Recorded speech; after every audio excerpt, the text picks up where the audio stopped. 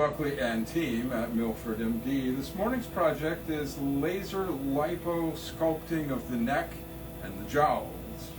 So with time, it's easy enough to accumulate some fat, which has the nasty tendency of obscuring the border of the jawline.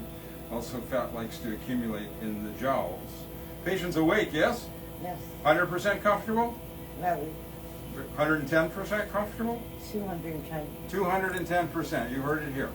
So after we numb, then we begin doing our work. And so the first thing I did today was to invoke light.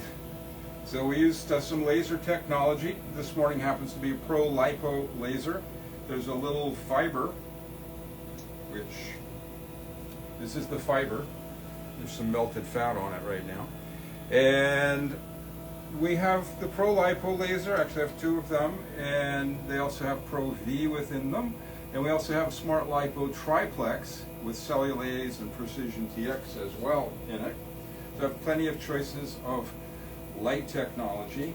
And I made some little poke holes, and then I can get underneath the skin through the poke holes. You can see that right there. You notice our patient is totally comfortable. And I gave a lasering treatment throughout the entire front of the neck, also from a little poke hole underneath the chin, and then another one on the other side. I love to crisscross my work. Then I made a little poke right here with what's called a no-core needle, just a little poke so I could get under the skin.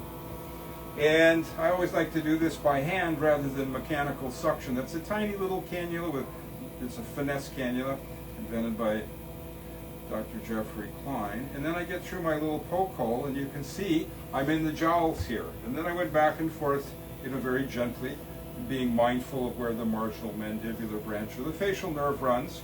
And I sucked out some fat, which I monitor very carefully, to make sure things are even on both sides. That's sucking out fat that is accumulated in the jowls. Then I've just started to do my lipo sculpting, and we have some out already.